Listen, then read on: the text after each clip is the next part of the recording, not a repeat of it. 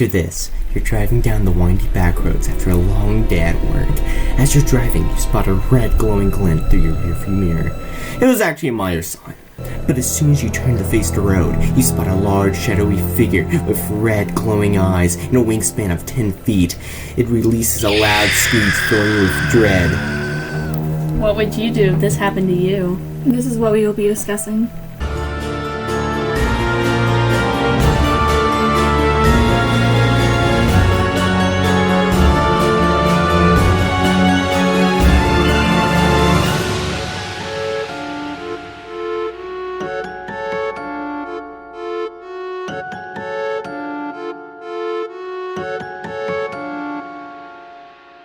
Hey, how you doing? We're your hosts.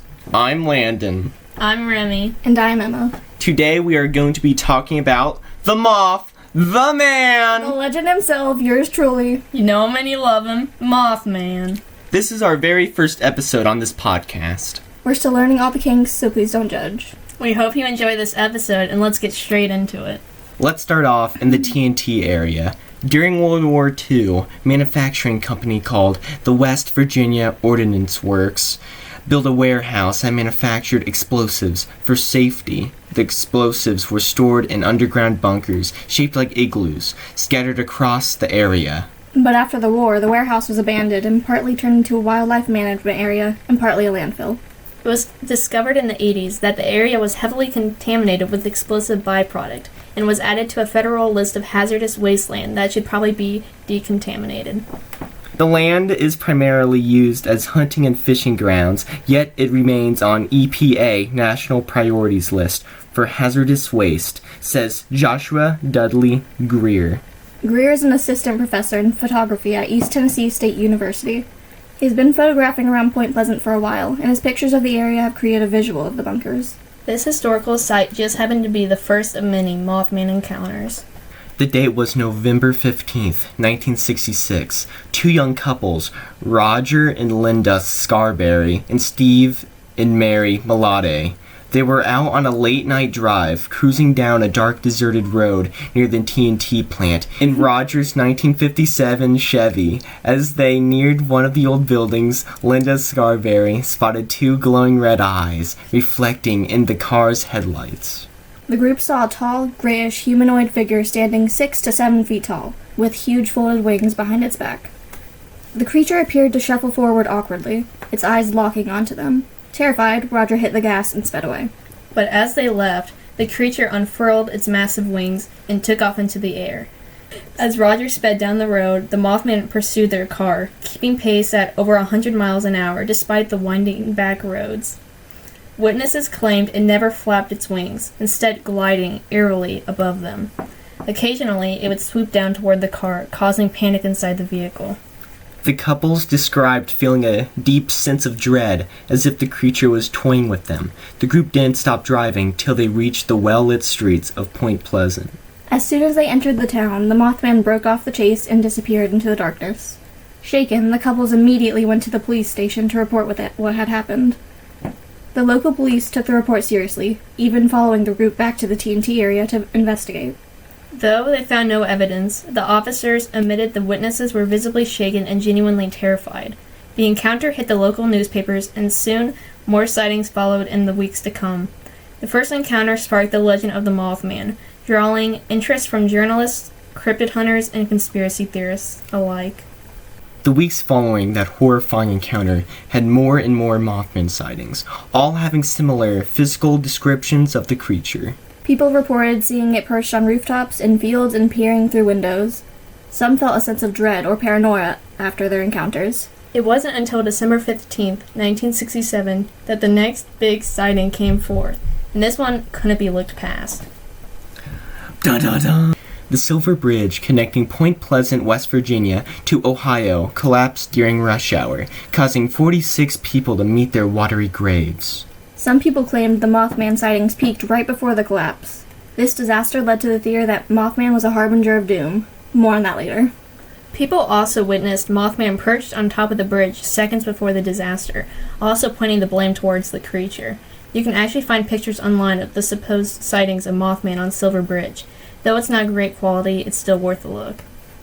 The next big sighting happened all the way over in Pripyat, Ukraine, Chernobyl to be exact. In the days leading up to the Chernobyl disaster in April 26, 1986, multiple employees reported seeing a humanoid with giant wings, a black headless body, and red glowing eyes. The sightings continued until right before the moment of the explosion. The employees said that after their sightings, they either got horrific nightmares or threatening phone calls.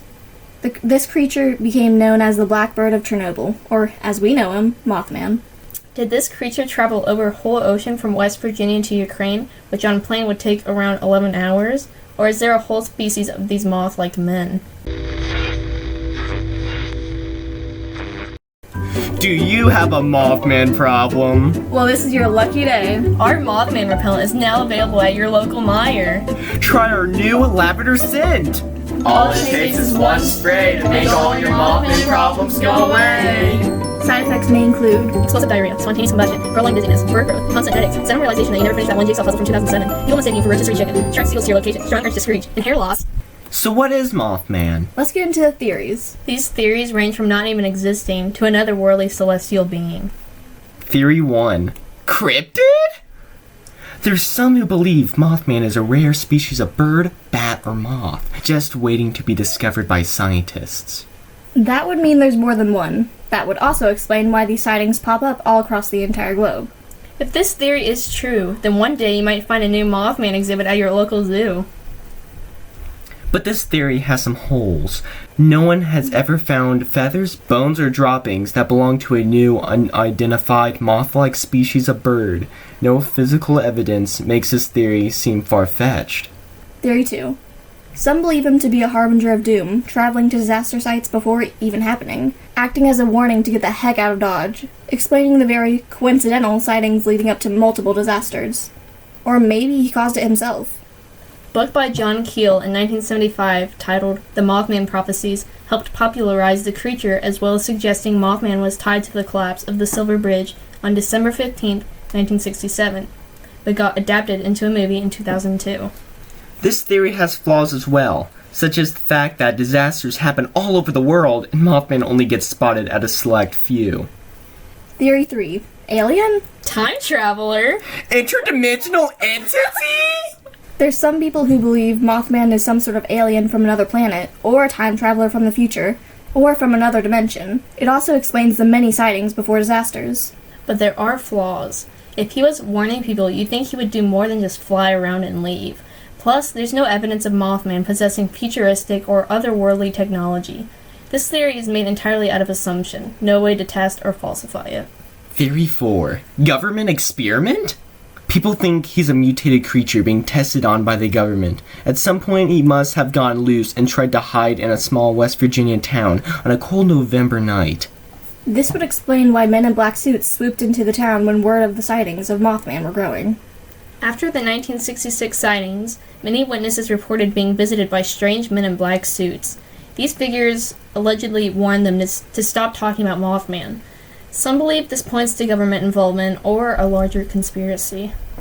There are no leaked documents or credible sources to back this theory, and if it's an experiment by the government, wouldn't it be detained or terminated by now? You would see a dip of sightings as soon as word traveled, but it does not explain why men in black suits were threatening people. Theory 5. Mass hysteria and misidentification? The skeptics believe these sightings are just people's eyes playing tricks on them, or the dark sky is making owls and birds, like the sandhill crane, appear human-like. Fear can make you see things, after all. Unless the thing you fear is real after all. There are also no birds we know of with the ability to fly over 100 miles per hour. Many witnesses claim he had a human-like body, built like a linebacker. How can it be misidentification when all the sightings are so similar to one another? Theory 6. Hoax or prank? Some people believe it must be a prank or hoax. Some man in a costume, or just made-up stories. But unless the pranker has buddies across the globe, it doesn't add up. And how do you fly over 100 miles per hour, keeping up with the car? This leads us to our next and final theory.